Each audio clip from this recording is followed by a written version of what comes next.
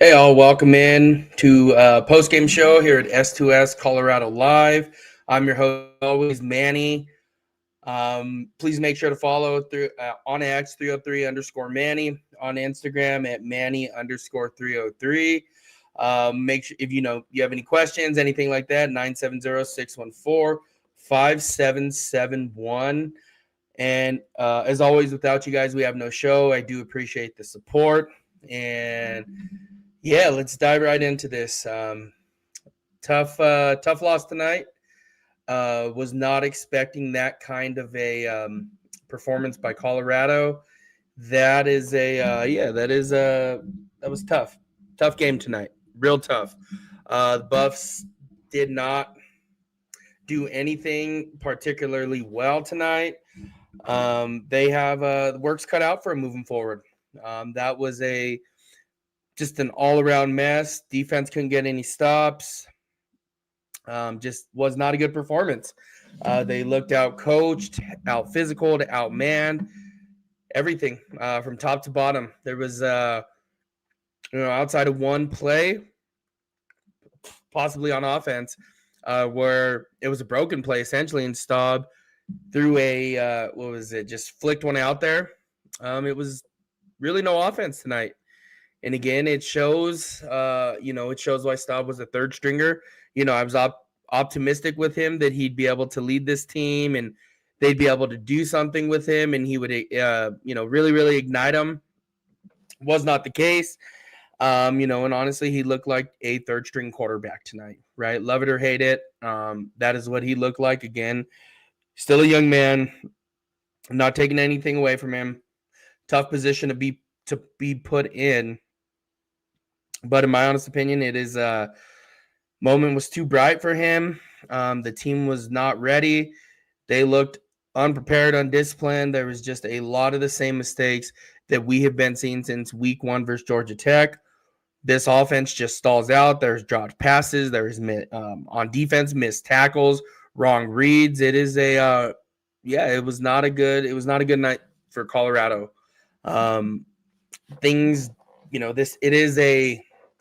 What is the right word here? This is a defining moment for him this season.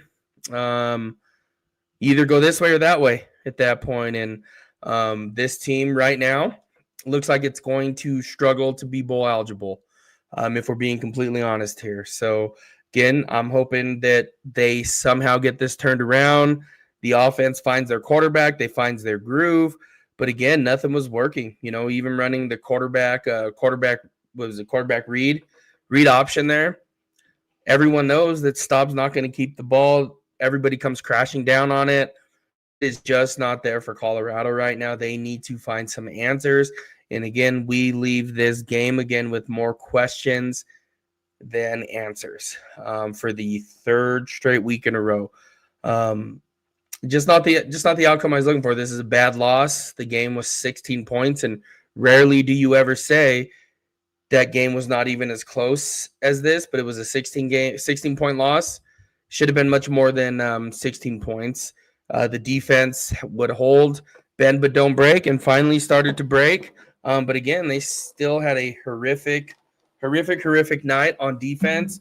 Connor Wigman gashed him. If I'm any team playing against Colorado now, I am running my quarterback. That is all I'm doing. Over and over and over and over and over again. Colorado does not. They can't.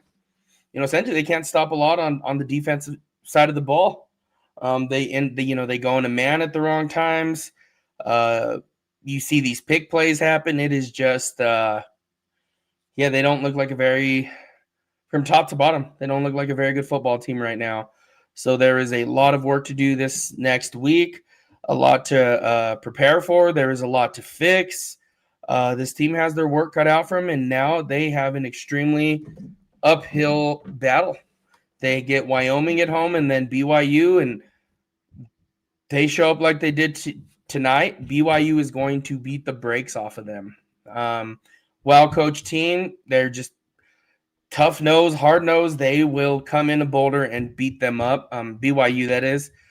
This is Yeah, this team feels like it's going to be one fighting for a 500 record, fighting to be bowl eligible.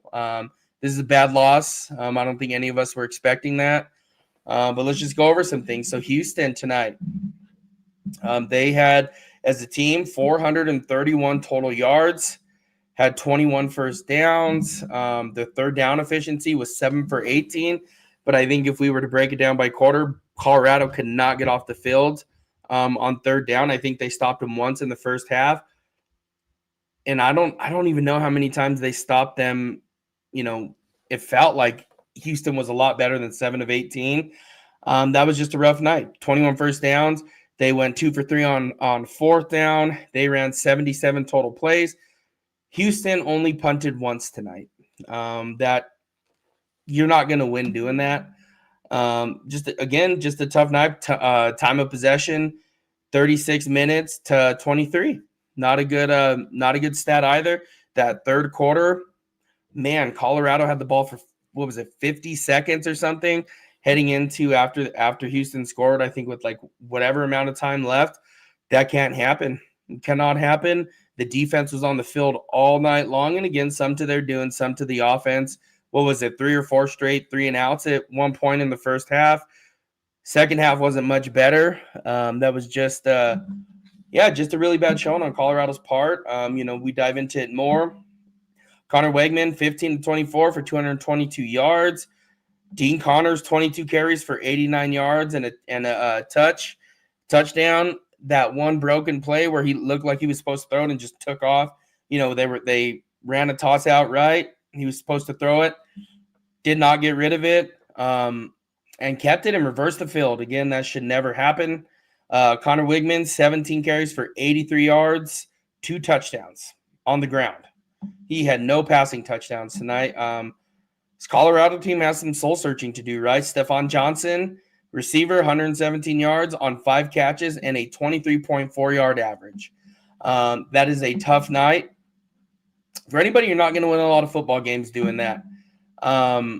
Staub, let's see. CU doesn't know what to do if to audible out of man coverage. Someone tell Prime this ain't the NFL. These kids all can't play man coverage like he did. No, I agree with that. And, and then even in the NFL, they don't run this much man. You put yourself in a position, right, for these crossers, for these different routes that teams know how to scheme against, right? These pick plays, all these different types of things now that offenses are allowed to do.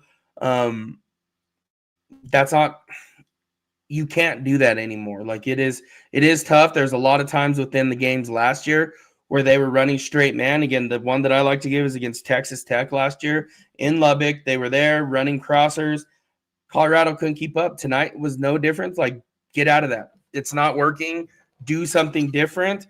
Please stop running man-to-man. You do not have the personnel for it. And again, this defense, though, it starts up front. It really does. I shouldn't say starts up front, but if you can't stop the run, you're done. You're done at that point and on any level of football. The run game, teams just carving them up on the ground. You can't win football games like that. This team has an identity crisis going on. This is a very, very, what's the right word? Very, very interesting time that Colorado has. They don't have an identity on either side of the ball. They don't even know who their starting quarterback is. There is a ton to work on, and a ton to fix and a ton to change. This is not working. It is time to change. Let's try something different. We can't stay stuck like this. And again, it kind of makes you wonder. You ran man-to-man last year, but how much of that is Travis, right? Even the play calling, right? Like on offense, you did all these different things, these screens and stuff. Yes, they work when you throw it to Travis Hunter or LeJontay Wester, right? Or Will Shet or whomever, Jimmy Horn, right? That stuff works. It absolutely works. When you have NFL caliber receivers there or NFL caliber teams. Running man-to-man, you have Travis Hunter that takes away one side of the field. It's that simple.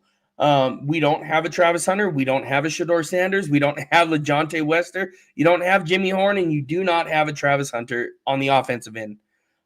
This is just what it is. It is what it is. It's time to make some adjustments, time to do something different. And yeah, I do agree with you. I love Prime, right? The same as you. I love Prime. LOT says, I love Prime, but he looks uncomfortable and unsure on the sideline in crunch time, 2-minute drill. Yep. I'm a huge fan of Prime. You'll never hear me, say anything bad about the man. He is a fantastic coach. Everything he's brought to Boulder, to the Colorado program, to the state of Colorado has been awesome. It's been amazing. But yeah, I do agree with this. This is they're in a really, really tough spot now. They're in a time when it's either it's almost, it's time to shine or move on or change some things, or you're gonna start seeing some heads to roll. And yeah, LOT, I do agree. You had Shador Bell and audible most of the time for 9 wins last year.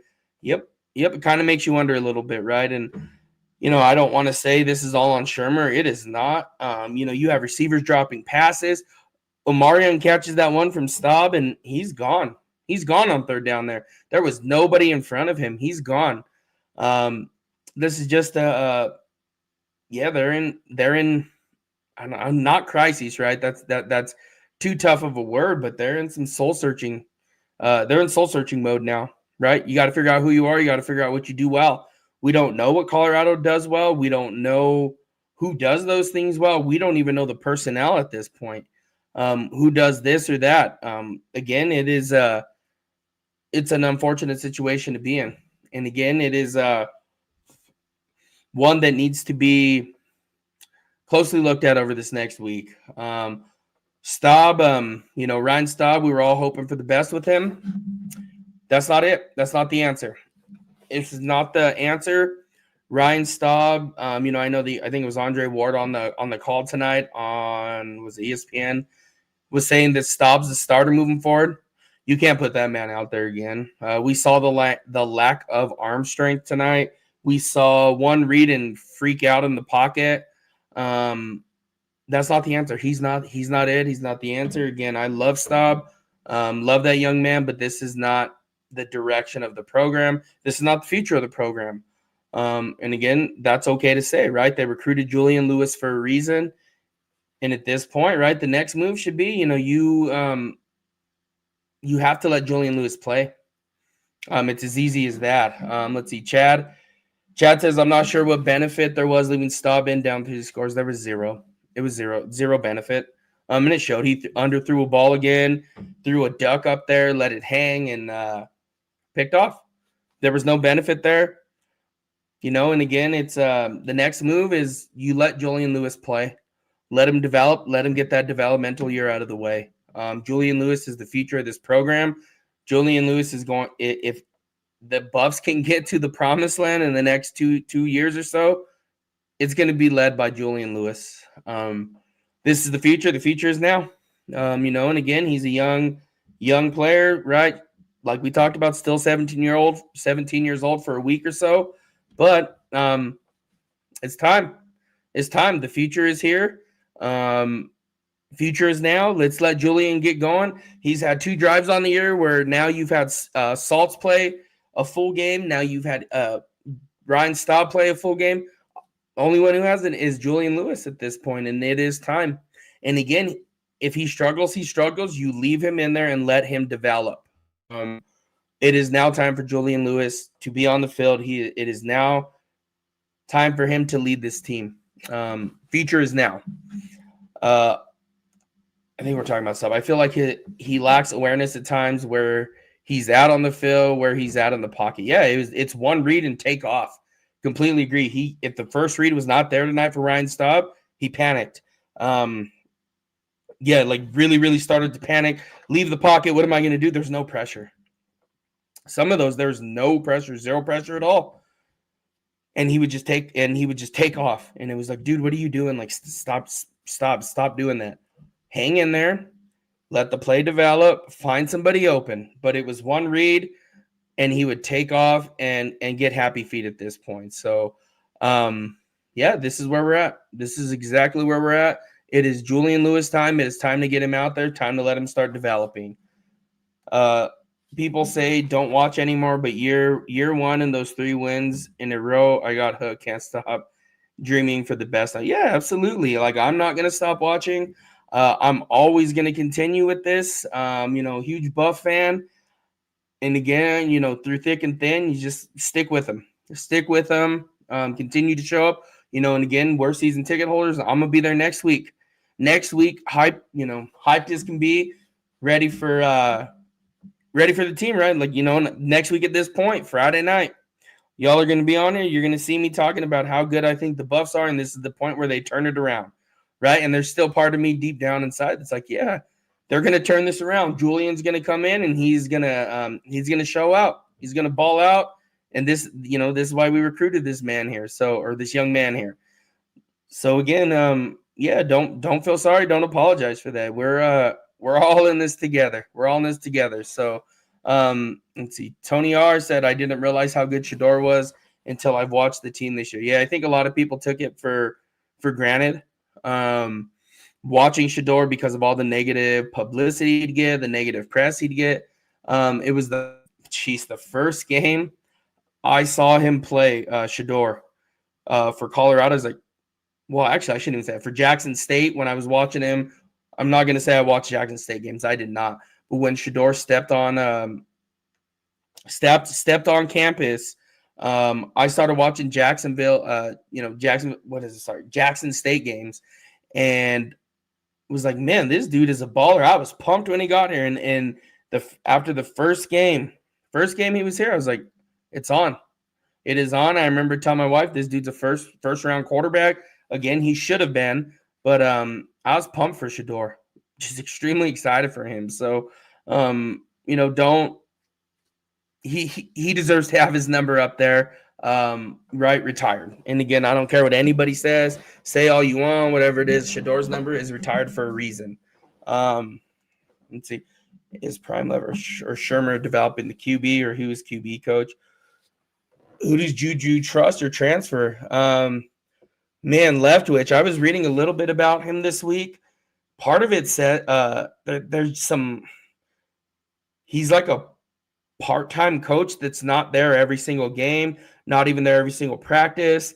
I don't actually know what his role is, but I know he's not necessarily there on the sidelines with the team every week. Some weeks he's not even there on campus helping coach. And who does Juju trust? Coach Prime. And I hope Coach Prime goes up to him and says, hey, man, this is yours moving forward. Because, again, this team is going to have to scratch and claw for everything they get this season. After 3 games, I think I don't want to say they're a finished product. No one ever is. But it is time to let the young man develop, get him in there, let him get his own game. Because we have seen Salter, who has struggled. We have seen Staub, who has struggled. Only one that has not been given that shake is Julian.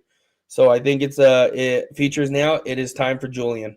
And again, whether he's young or whatever it may be, you have to take those lumps sooner rather than later. Get him out of the year, and again, it goes back to that question in the NFL. Do you let your rookie QB sit a year or play him? I'm always one for letting him play. Get that growth year, that developmental year out of the way as early as possible. Again, it only benefits Julian.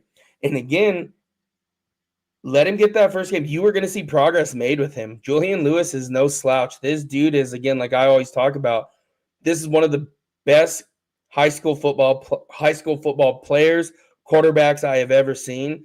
It is his time. I'm a huge fan of him. I've been, I think initially I said like week 5 or 6 he would be starting. Week four, this should be his team moving forward. He's going to take some lumps. And again, there's going to be some moments that aren't pretty, but get him out of the way. But there's also going to be some moments where everybody's like, holy shit, this dude can ball.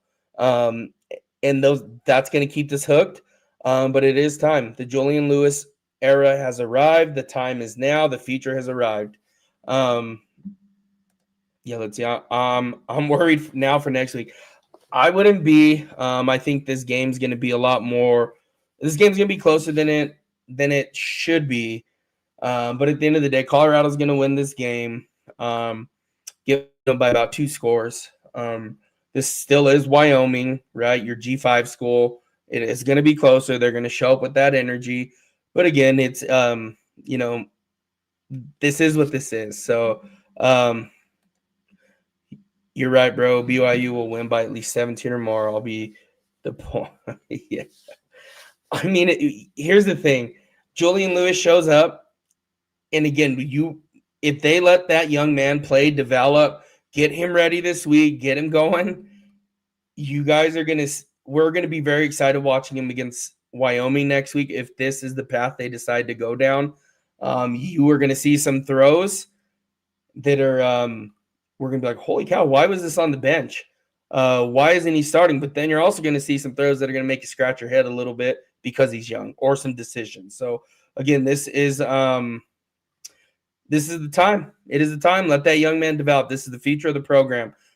This is, if Colorado is going to win a national championship in the next 3 years, this is going to be the man to lead Colorado there. So again, it's Julian Lewis time, in my opinion. Prime not showing him coverage and film. Prime making shoe deals.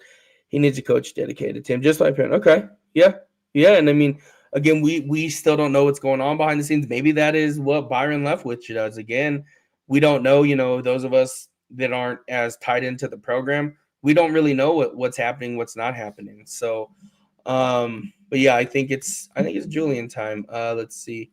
Kenyon Morris says, I don't know why CU never gets on Pat ass. He needs to be fired. Man, I mean, as much as I am not a Pat Shurmur fan, one of the problems that Amari catches that slant tonight on third down, he's gone. This is a different ball game. And there's nothing Pat Shurmur can do to make him catch that ball. Tonight's not on Pat Shurmur. And again, quite frankly, if you want to say it's on them for not starting Julian Lewis or whatever it may be, or playing Caden Salter, okay, I hear that, but I don't like Pat Shurmur, so please hear what I'm saying here. This is just got their ass kicked tonight. Plain and simple. They just got dominated tonight. And again, this is who it is. This is who the Buffs are right now. A team that can't stop the run. They get pushed back, blown off the ball a little bit, right? This is a team that struggles right now running the football. Team that has no identity. What they do really well is punt. I'll just be completely honest. They can punt well. Damon Greaves is that dude is a dog. That dude can punt. He can pin them deep. We know they're good at that. They're really good at punting the ball. Damon Greaves is that dude, a really good punter, best punter in the country. So let's see. It's not Juju, man. It's not the QB. Why we stop running with over 60 yards rush? Because you're down. And again, I was thinking that too. At one point, I was like, well, you guys are down 2 scores. You have to throw the ball. The time that the defense let the clock get chewed up, what was it? Half the quarter was gone. Half the quarter was gone before they touched it. They go in and go 3 and out, and they, for 50 seconds, touch the ball. Defense goes right back up there and gives up a long drive. I mean, there's nothing you can do at that point. The defense is a problem. We can point at Pat Shurmur all we want, this and that. And again, I do not like him. Please hear me. I do think, I wish they would find a different offense coordinator. Switching mid-season doesn't change anything. The success rate with that is very low, wherever you look at it. But this is who this team is, right? Like, you'll even see they call a run play sometimes, and the offensive line gets blown back, which should never happen with these huge dudes on the offensive line. So again, this is who this team is right now. Yes, we know if he catches by what, Pat, stop running the ball. I mean, again, they're down 2 scores. Can't stop anybody. I think the initial plan should have been to run the football coming out the gate, right? Like, that should have been it. They did stop running the ball there. I agree with that. I think running the ball helps Ryan Staub out. It's going to help Julian Lewis out. It's going to help Caden Salter out moving forward. So, this is where I'm at. And again, I don't think you're wrong, Kenyon, at all. Like, at all. Please hear me with that. I don't think they're wrong. I don't think Pat Shurmur is a good offensive coordinator. He can't call plays to save his life. Everything is horizontal. Those plays need to stop. They're drive killers. He needs to stop doing that. Fire him and hire who, though? Pat can't wait to leave. Yeah. I mean, it doesn't work. It is proven mid-season. When you fire a coordinator in season, it is very, very. It is. There's outliers. There are a couple that it works for, but those are the exception, not the rule, right? And again, I don't even know who calls plays. Byron Leftwich is not in the building every day, so he's not even on the sideline during the game. So I don't even know if that is even a position he would want to take at this point. So I would say if Byron Leftwich was there every day and just kind of, doing his thing, knowing the ins and outs of everything, I would say absolutely. But yes, you can fire him, but again, it's only gets worse at that point. And again, you got to be careful with Julian Lewis. Got to be careful with that young man right now. I would let him play. Let the young man play. Let's develop him. Yeah, he is. I agree. Pat, every game goes away from the run. Every game. He does a lot of things where the play calling's there that leaves you scratching your head. He is struggling to call plays. He is, he's almost at a loss. Even Prime in the press conference after the game said he's at a loss right now. He doesn't know the next move. I don't either. And again, the next move would be you let Julian Lewis play. Let's just see what happens at this point. But again, you have players dropping passes, you have missed blocks, missed tackles. I'm curious to see what the missed tackles comes up as. But again, there are so many missed tackles. There are so many missed blocks. Again, the play calling or, whether it be Rob Livingston or Pat, no one's making them drop the ball. Pat is not making them drop the ball, not making them miss blocks, as well as, Rob not making these players miss tackles either. So there's a lot of soul searching to go on. And I'm almost one of the things those of us who've played know after a game like this or games in a row like this, when you go full pads in practice, I don't want anyone hurt, right? Something's going on here, though. Maybe you guys need to practice. Maybe you guys need to practice and run a full tackling at that point. I don't know what the solution is. You don't want anybody hurt, but you can't keep going out there and getting punched in the mouth every single game. Okay, so George, keep running the ball game and stick to running even if they lose this. Against Georgia Tech, they should have kept running the ball, right? Instead of the bubble screens, tunnel screens. Did not work against Delaware. That was they just got lucky because they were just a much better team and had better players, right? In my opinion. But Georgia Tech, they should have kept running the ball. I'm with you 110% there. Yeah, I'm with you there. Georgia Tech, run the ball. And again, I still think that Julian Lewis should have got more burn in that game as well. But yeah, no, I hear you. It's okay to be frustrated. I'm here for it. We're here for it. I'm here for it. Whatever it is you want to say. Again, you're not going to hurt my feelings, so let it air out, man. I'm good with it all.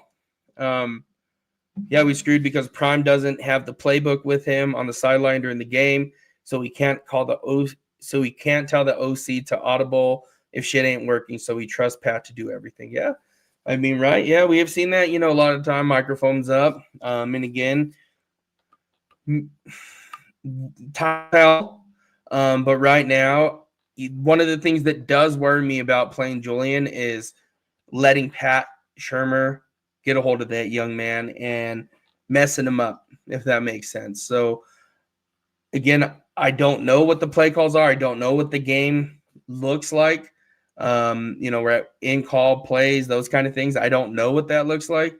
But as of right now, none of this there's no rhyme or reason to the offense. And again, maybe it's Pat Shermer saying, I don't have the quarterback to be able to open the whole playbook, right? That's probably glass half full, but we don't know. And maybe this is something Prime needs to get a better grasp on as well. Let's start diving into the playbook more. Let's start seeing what we're calling, because again, he always says, I see what you guys see. He knows, and again, he's, Prime is the man that he is, the coach that he is, the leader that he is. he is not going to throw one of his assistant coaches, especially his offensive coordinator, under the bus like that. I'm sure these conversations have happened. So that would just be out of character for him, in public. Yeah, I'm staying hopeful. They can turn it around. They started off slow last year, especially after Nebraska. Yeah. Yep, and that's part of what I'm thinking as well. This Wyoming game comes at a great time. They need to – I think this is the game where you let Julian – this is Julian's game moving into Wyoming. Let's get some things figured out, and let's let Julian do his thing. And, again, you ride that moving forward. This is the future of the program. Again, Buffs win a national championship or get close to it. It's under the helm of Julian Lewis. So, yeah. I'm interested for this one tomorrow as well for Georgia Tech. Right, playing number 12 Clemson tomorrow. We will see if they really – yeah, yep. I'm curious, right, because Haynes King was out last week. Regardless, Haynes King killed Colorado week 1, just dominated them. But, Colorado got their licks in as well, so that's why he didn't play. He was hurt. But I am curious to see what really, really curious to see what Georgia Tech looks like against Clemson tomorrow. Is that in Atlanta or is that at Georgia Tech or at Clemson? I can't remember 110%. I know it flashed on the screen a couple times tonight. But yeah, I'm not sure where that game's at, but I don't know where it's at, but I think Georgia Tech's going to play him tough. I do think Clemson pulls that one out though. Houston is not good. We'll get crushed by Texas Tech. Yeah. I was even thinking tonight, what if it's one of those things, Coach Willie Fritz there at Houston, that dude can coach.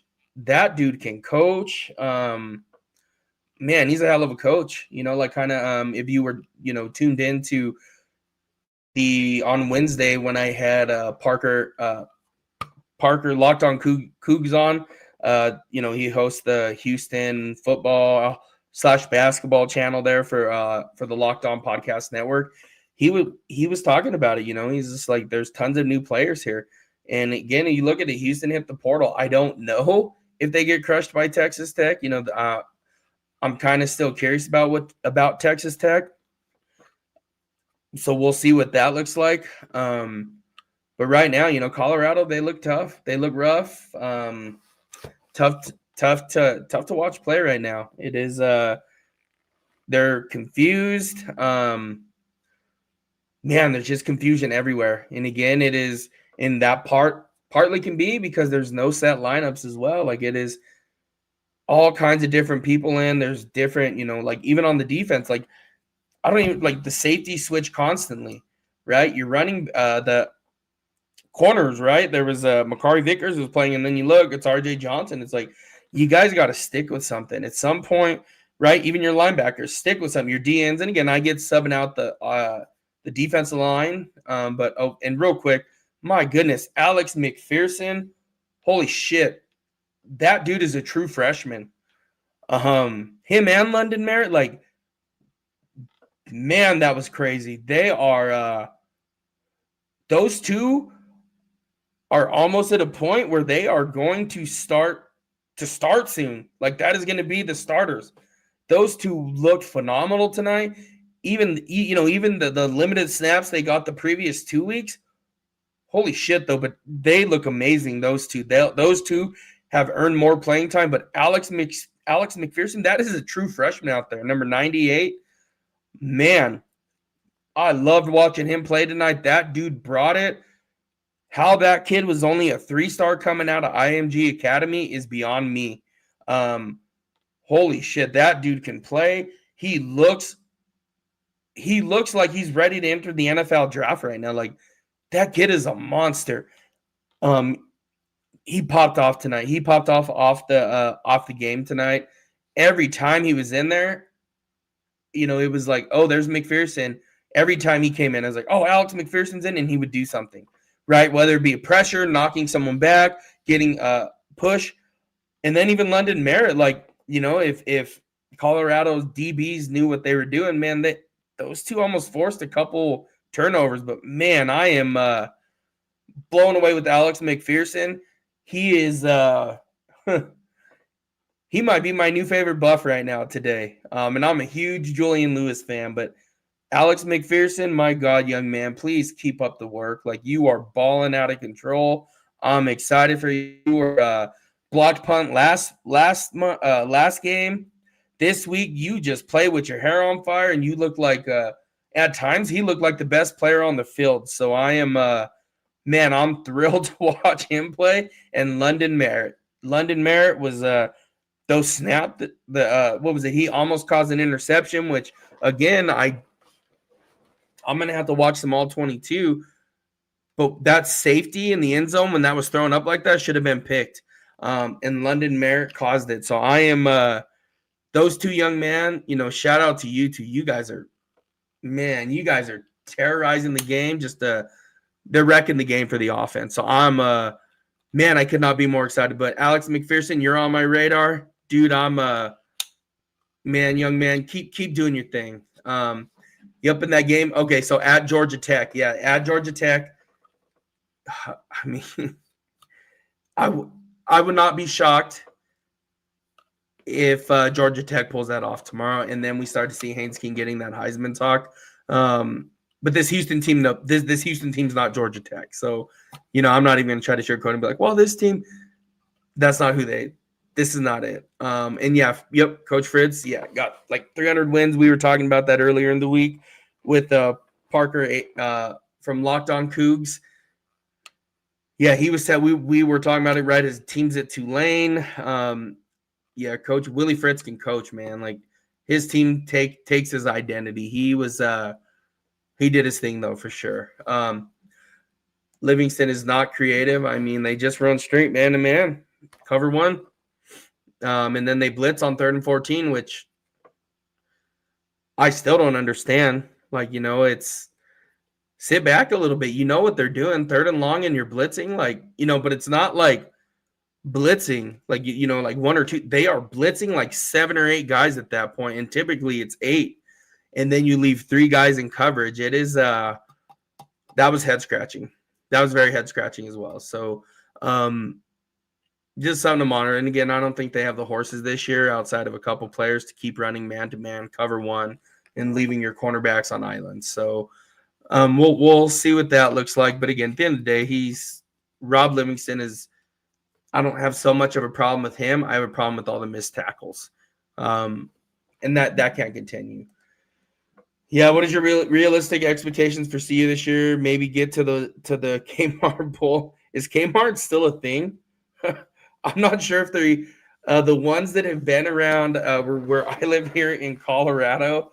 I don't even remember I don't even know of a Kmart that's still open, but realistic prediction for them is they're going to be fighting to get to 500 in the bowl game. That is just, I think that's where we're at. Through games, it is at this point. Sorry, I just saw your okay, the dollar store bowl. Now, which one? Family Dollar, Dollar General? Which one are we talking at this point? But yeah, my realistic expectation this year is they're going to be fighting for a bowl game. They're going to be fighting to get to that 500 point. And again, it doesn't make any sense to play Staub or Salter to get there. Play Julian Lewis, let him develop so next year this team takes off. So that is where I'm coming from with saying start Julian Lewis. Yeah, why is Price not starting running back? That is he looks the best so far, right? Even I was huge on Michael Welch and Dallin Hayden going into the season. Dallin Hayden was healthy, but he didn't get any burn tonight, so I'm not sure what's going on there. But Price, yeah, he looks like the best running back. Finding the holes, catching it, picking up blitzes. Yeah, so I'm sorry. Yeah, I'm gonna put that up there, LOT. But yeah, he does need to be the one that's starting. I'm with you there. So far, he's looked like the best running back 2 games. Michael Welch just looks like he's running in concrete, and I do not know what changed. He just does not look fast this year.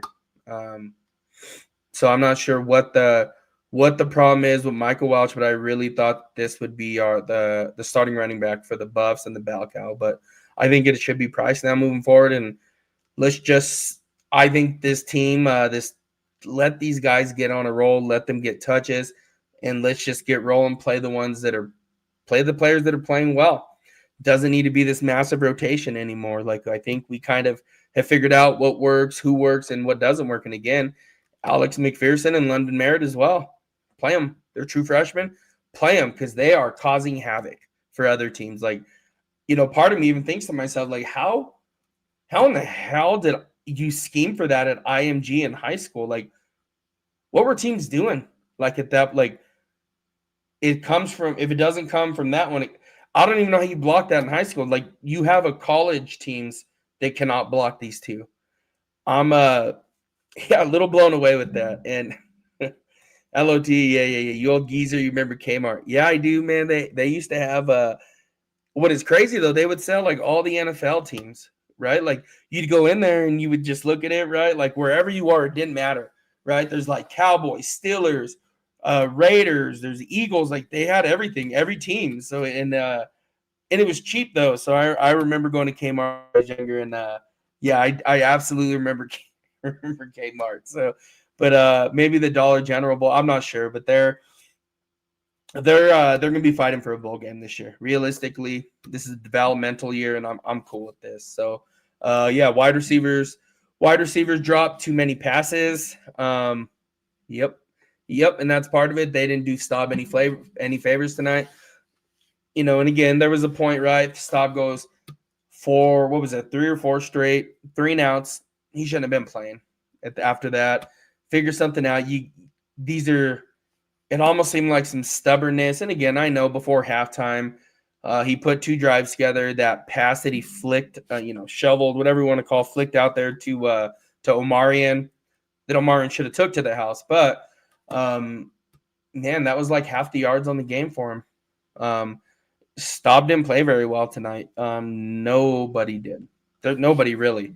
Starting linebackers, gosh, that's French and Hughes just – gosh, I was excited for both of them. The speed is too fast for them, it looks like. You have them, again, they go after right, there was one play. Was it French? Read it, forced him inside, but it was like, dude, that was like a half-ass effort there. Like, they just look too fast. I mean, Sean Myers, he gets sucked in at some points. I would like to see Kylan Salter play to see what he brings. I think he was on the injury report, but I do think he should be your starter. And, gosh, that other starting linebacker, I mean, I don't know. Like, those linebackers, that is definitely a weak point for this team. I would like to see Kylan Salter out there. I mean, why not at this point? Everybody talked a lot about Jeremiah Brown last week, and yeah, he didn't look that great either. So I don't know. I guess Sean Myers and Salter, maybe that's who they need to play. But again, I really don't know. No one's really shown a ton, but that position does need to get solidified right at this point. As well as all these other positions. You can't just keep swapping in, swapping out, and doing all these different things because nobody can get in the groove. No one can get nobody can get it figured out. They can't get in the swing of things. They cannot get in the groove. So that's who I would start. But again, I really don't know. I'm at a loss with that position. So well, at least K-State, jeez. Gosh, yeah, I saw that. Man, they're I thought they were a team that was going to compete for the Big 12. That 5-star ranking for Avery Johnson. He seems like one of them ones that is it's not going to work out for, right? That the hype was too big, and he probably wasn't a 5-star to start with. But again, at least they lost. Again, it's not impossible to say Colorado's going to win out the rest of the way and win every game in the Big 12. That is, it's not impossible, but there's so much that needs to change here. This team, I hate using this word. This is a rebuilding year. And again, this is the time to let Julian Lewis come in and play. This is time to get all your young guys and let McPherson play again. Artem Walker plays. He plays hard. Man, I love Artem Walker, though. So those guys need to rotate. Just, I would, and again, and Keaton Wade looked good, but he missed some couple key sacks where you get those are drive enders at that point, right? And we might be talking about a different game at that point. Yeah, why can't we keep containment on defense? I do not know. I know. So I played defensive end, and that was your number one rule. You keep containment and you force everything inside. So again, it is I don't know. I really don't. I really don't know why that containment cannot be kept. They just goes, and again, one of the things that bothers me is Connor Wigman is not he is not this quarterback that's going to beat you on the ground and they let it happen. Again, if I'm every team moving forward, that is what I am doing. I am running the shit out of my quarterback. Right? Run. Let that happen. That is how I'm planning. If I'm Wyoming, I don't even know who their quarterback is as of right now. Which again, by the way, we'll have somebody on from Wyoming football this week on Wednesday, so make sure you tune in. That one will be a little bit later on Wednesday night. My son has football practice, so I'll be there for that. But we will have somebody on from Wyoming. Again, I don't like to share names because I kind of let everybody else do their searching because I kind of said it out loud, and then everybody had the same person for Delaware. And, again, I reached out like 10, 12 days before even thought about it. So we do have somebody coming on from Wyoming to preview the game. But, again, whomever Wyoming quarterback is, just let the quarterback run the ball. Right? Just run the Georgia Tech offense, run the Houston offense that they ran at night. Facts linebackers makes audibles for defenses sometimes need to find out who is the main guy. Yeah. Yep. Quick. Yep. And they're not doing that. This is a struggle. Yep. This is a struggle. This linebacker position. Again, I thought Reggie Hughes and Martavius French would be able to hold it down with you'd get Sean Myers in and Keelan Salter in on some of these plays where we knew they were passing downs, but nothing has worked. Nothing has worked so far. So I don't know. Jeremiah Brown popped last week, but again, not taking anything away from him, but that's Delaware. It's not Big 12 football, right? It's not Power 4 football. So I don't know. I'm at a loss there. I really don't know what they're going to do at linebacker, but they better figure it out sooner rather than later. Or again, this is just maybe it's one of those years where you lose your one of the best quarterbacks in the history of the program, and you lose the best player in the history of the program, and it's a rebuild. And again, it kind of sucks because that offensive line is humongous. That offensive line is moving people. Simeon Price, man, he is he's toting that rock. Like he is, man. It feels almost like a waste to have that offensive line and Simeon Price running this hard. So starting safeties, Tawfiq Bayard. That is there's no question about it. That dude should be starting. Much as I want to say Ben, I don't know, man. You do see him out of position a lot with Ben. I don't know, though. I want to say Carter Stoutmeyer, but again, he struggled as well. So I guess Ben at this point, or, what I would like to see, I know that Noah King, they were trying to make him a safety over at, where was it, Kansas State, 4-star that came in this past year. Maybe it's development time and let him play, let Noah King play. Let him play safety. The corners, though, moving forward, and again, corner should be your outside corners, DJ McKinney, and I would still continue to let Makari Vickers play and let him develop. But, man, Preston Hodge, I don't know what's happening there. He is struggling as the slot corner. This is, I talked so much about him this offseason, about how he's the best nickel corner in the game, in the country. He struggled this year. I don't know what their plan is for that, but Preston Hodge right now, he's reeling a little bit. And again, I hope he figures it out because we have seen him at his best, and he has done, he's been a really good player over these past couple years for Colorado. But the safeties, Tawfiq Bayard, he should be the starter. no doubt, no question, and probably I guess Ben at that point, right? But again, it is they do need to start they do need to start solidifying positions and stop having so much, you know, subbing and all these things going on and different drives and this and that. That has to stop. Like these dudes can't get on a roll. You need to let them play. You need to figure some things out. Let them get into their groove. Again, nobody's ever going to figure this out. And again, with the quarterback thing is love Ryan Staub, but this should probably be the end of Ryan Staub as the starter. Again, same kind of thing goes for a couple of these players. French and Hughes tonight, I think, probably lost their starting positions as well. Should move. I don't know if he can play that. I really don't, and I don't know if he's going to be better than the other two. Right? I know Tawfiq Bayard. Man, that dude is that dude should not leave the field. He should continue getting. He should not leave the field. That dude needs to just play. I am really impressed with him. He's one that I had high hopes for this offseason when he transferred in. But I'm really excited for Bayard. But that dude does not need to touch. That dude does not need to be off the field. That dude needs to play as many snaps as possible. If he can play every single defensive snap, that should be the plan moving forward for him. And then, yeah, Carter Stoudemire here.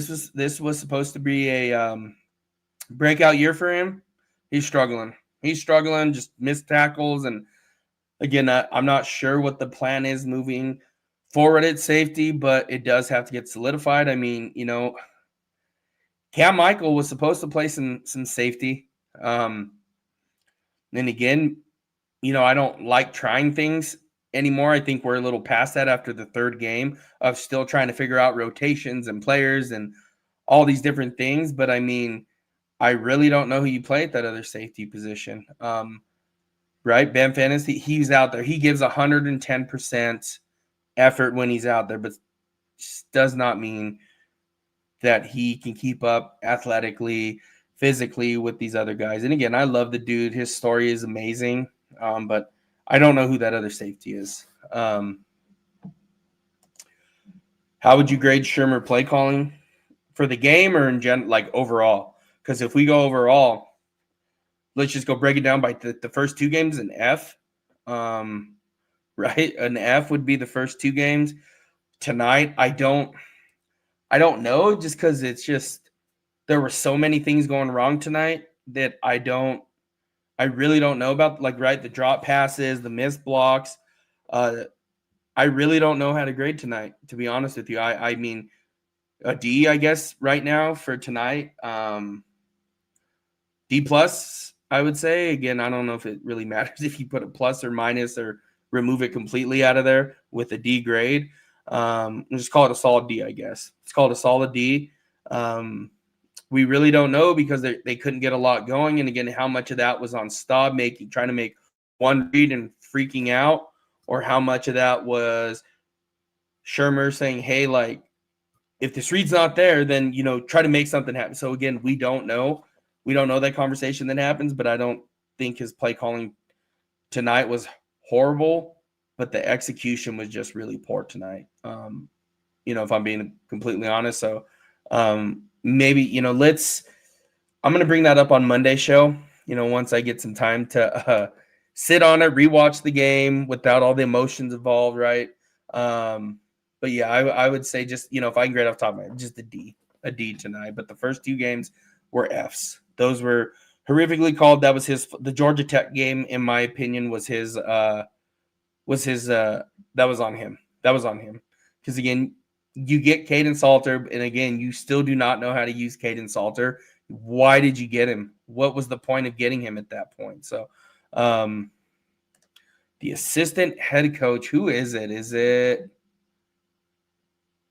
I saw that. There's prime. It's not fall. I don't know. Is it Rob Livingston? I part of me thinks it's Rob Livingston. I'm gonna have to use the Google real quick. Assistant.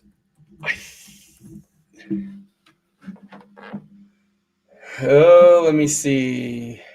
Let's see who it is real quick. Oh, this is why. Why is this show up? Let me see. Let me see. Defensive cornerbacks, offensive line, assistant coach. I don't. Does I thought it was Rob Livingston, but I guess not.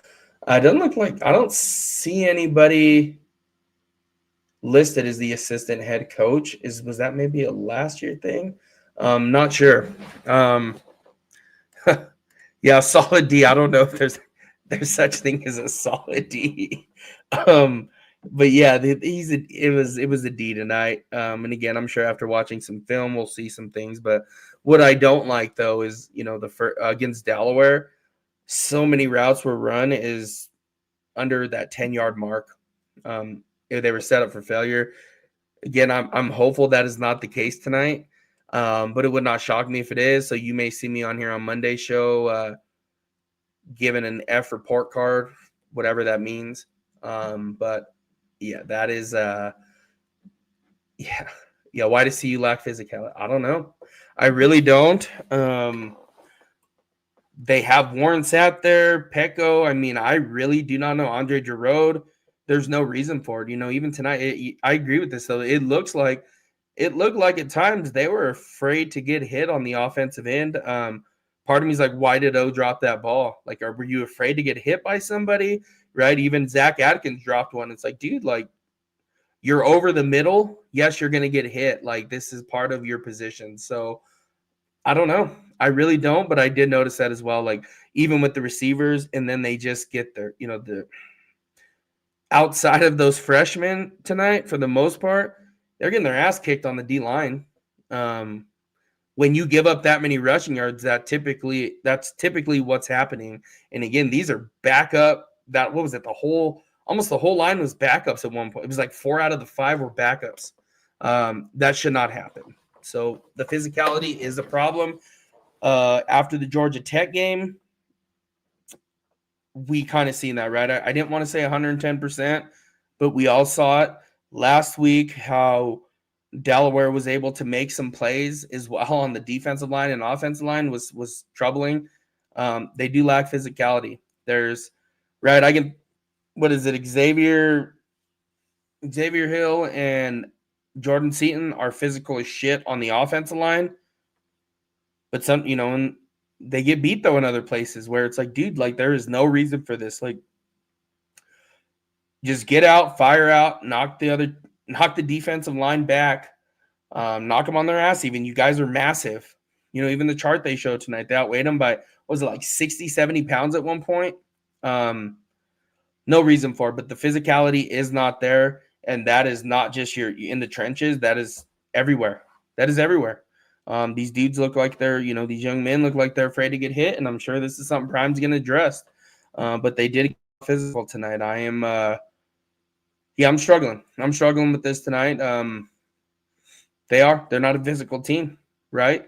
This is where we're at. And again, we thought that was all going to change this year, and it's gotten worse actually, right? Or maybe even more frustrating because of how much work was put in the portal and to build the trenches. So, they aren't very physical at all.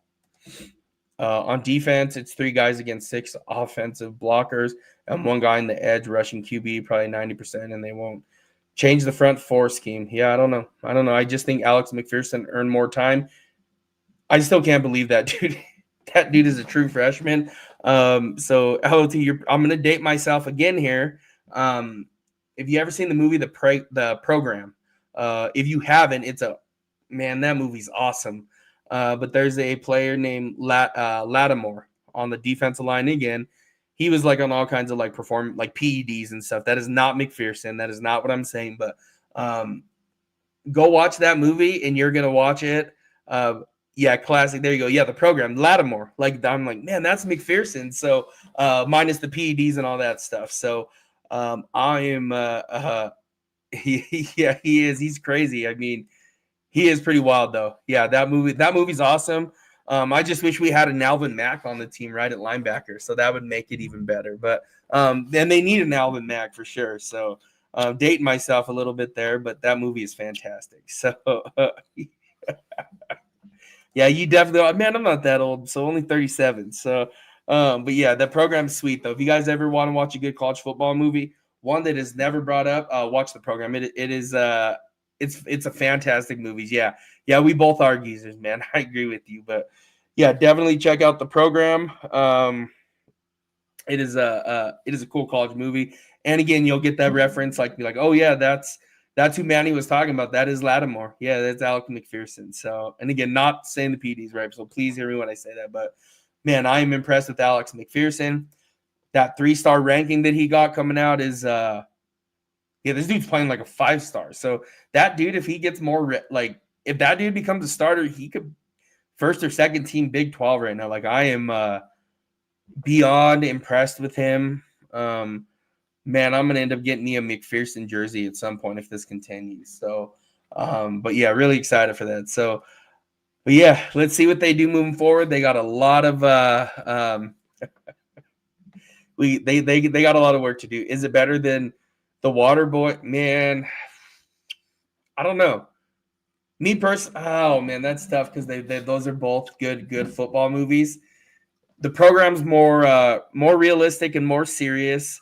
The Water Boy is just fun. Man, that movie's fun. I remember watching it in the theater, and he's just like losing his mind, like talking about, what does he say? Like just losing it, pulling his hair out, like just losing it, right? I'm like, man, if I was like on the other team, I would be like trying to talk to the ref, like, this dude's crazy. Like, you need to get him out of the game. He is going to kill somebody, literally. So, but yeah, I think I prefer the program. But yeah, like LOT said, it is comedy versus drama for sure. Yeah, it is. Yeah, the Water Boy is on a whole different level. So, yeah, but watch them both. I do enjoy both of them though. So, but yeah, let's see what they do over this next week. They have a lot of things to do. Again, I do think the starter should be Julian Lewis moving forward. Just time to start developing, time to start looking at I don't say different avenues, but I think this is one of those develop years. Yeah. LOT says, so CU needs a water boy. So let me ask you this. LOT, would you rather have an Alvin Mack or water boy linebacker? So that's a tough question. We didn't, correct me if I'm wrong. Did we see the water boy drop back in coverage? That's where I'm at though. Have we ever, did he drop back in coverage? Did Bobby Boucher drop back? I can't remember if he was ever in coverage or not on that movie, but Alvin Mack was like right. So it is watch. I'm not going to give too much away, but if you watch that, I love Alvin Mack.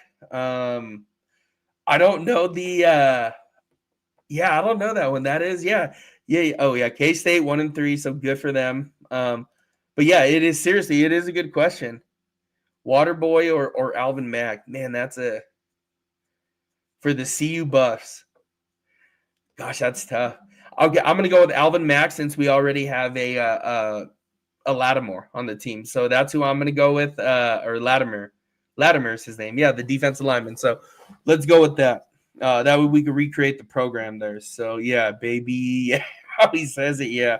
I think I'm actually going to go watch that movie, make my wife watch it with me. So, but yeah, we're going to go tune into the program. But yeah, if you guys have watched it, I think it's supposed to be Florida State because they're ESU. And then it's a young, what's his name's in it? Omar Epps. Omar Epps is the all-world running back, freshman. It is a really good movie. Joe Kane, it is like, trust me, just go watch the movie. It is one of my favorite movies ever. So, what just happened with our conversation, Jannar, or with the game? I think we're all kind of like, all right, let's move on. Wash our hands with that game we just saw.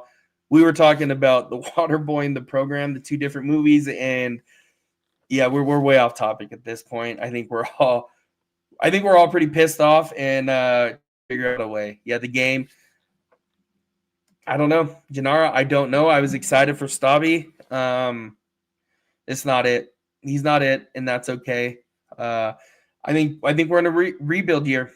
This team's going to struggle to make a bowl game this year, and that is okay because these young guys, though, part of it, something to take away though is these young guys that are playing, right? These dudes are man, we have a bright future ahead of us with the young players, right? Like even Makari Vickers, right? That PI was that was BS. That shouldn't have been called.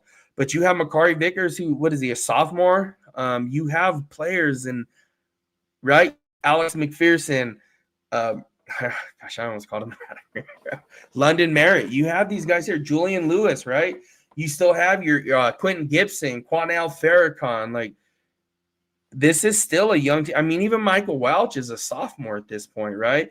BDS, Brandon Davis Swain, he's a redshirt freshman. Or sorry, yeah, he's a freshman still. Like I think we're okay. Like we're okay for the future building. It is. I hate using the word rebuild, but I think that's where we're at. And that's okay. Yep. This is a rebuild, right? I think we kind of, wanted things to keep continuing to get better. And again, they are, right? I would take this. And again, I don't like saying this, but that 1-11 year, man, that was awful. That was completely awful. Right. I remember my wife and I, we were watching them play Air Force. I think it was in that snow game at the academy there in Colorado Springs. And it was on TV, and man, they couldn't even hand the ball off. I couldn't even snap it. So again, where we're at then to what we get to complain about today is much better. But again, it still doesn't make it right, though.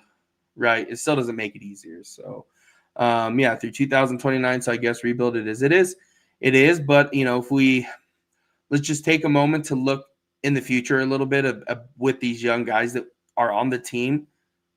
We're gonna be all right. And again, Jordan Seaton's back next year. That they'll still have Seat there.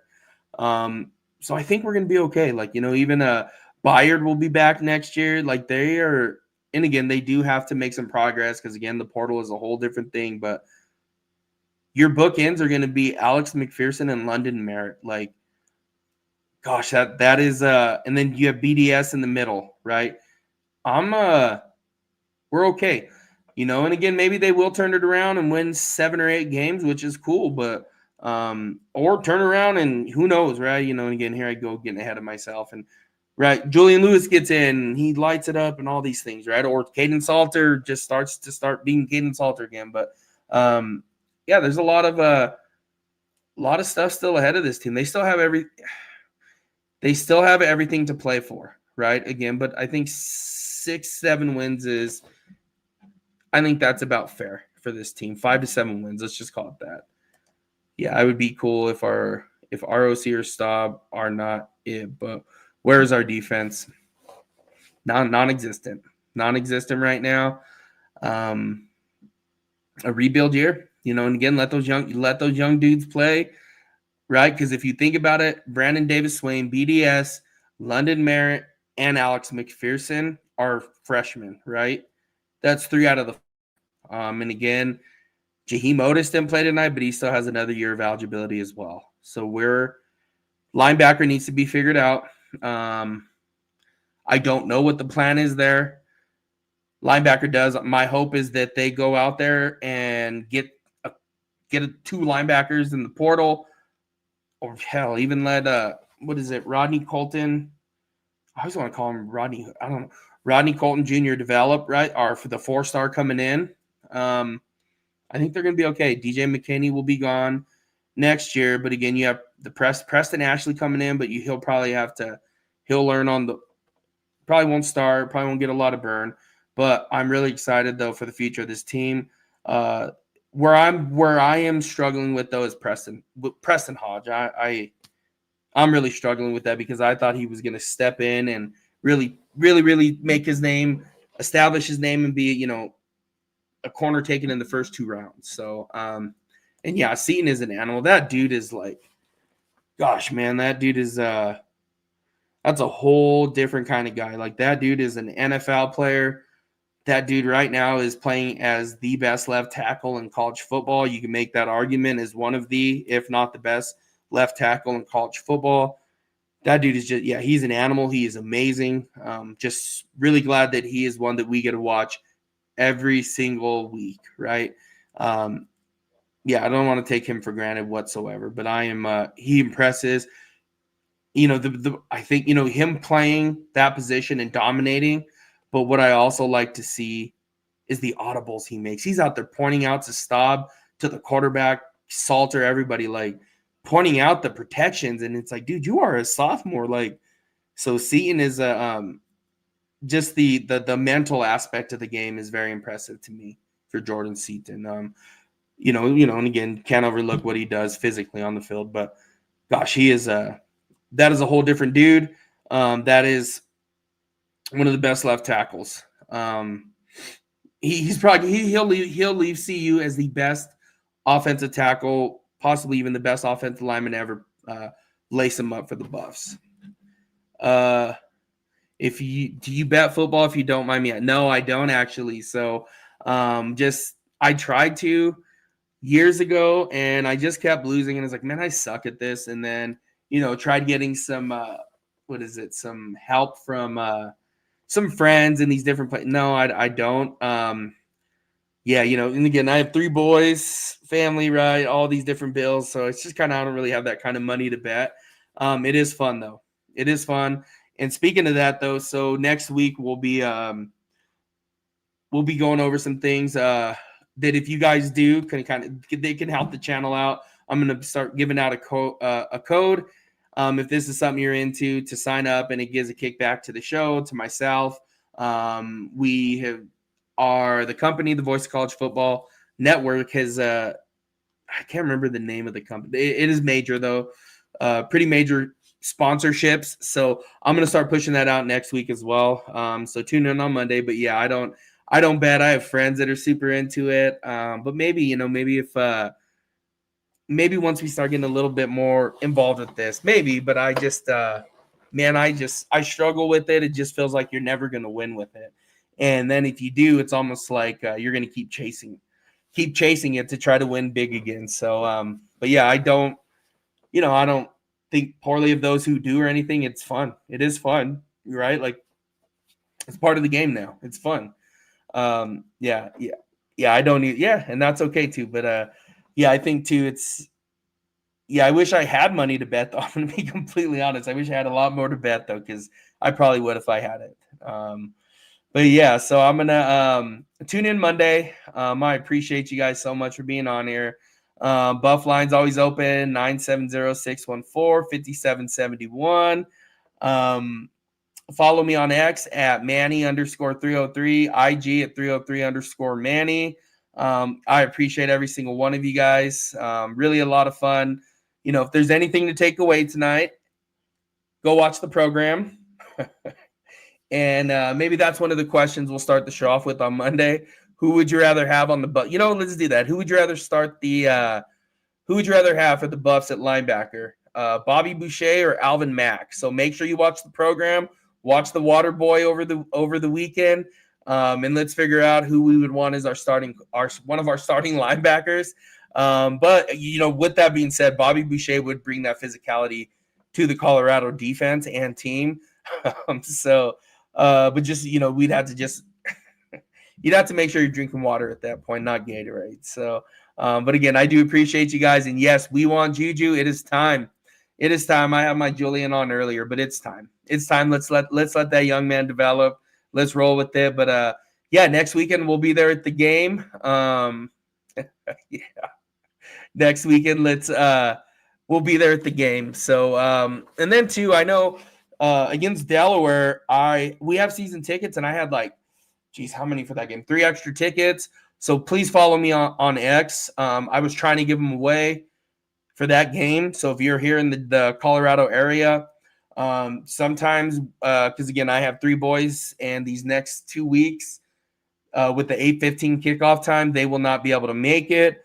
So again, we'll see, but we may have some extra tickets. So make sure you guys follow me, and if we do give them away, make sure you guys show up, because again, we gave him to somebody and he never showed up to the game, and it was just a waste. So part of me is hoping he didn't try to resell them or whatever it may be. But yeah, reach out, or even even on the channel if this is something you're interested in. I don't know till actual game day if we have any extra, but just let me know if this is something that you guys are interested in. But we will have some tickets from time to time. So but yeah, catch me on Monday, 6 p.m. The homework is Bobby Boucher or Alvin Mack from the program. So watch the program. I'm gonna go. I'm gonna make my wife watch it now and show her about Alvin Mack. I'm sure she's watching me live right now. So if you are watching this, we're gonna watch the program. So make sure you're still awake. So, anyways, we'll talk to you guys on Monday.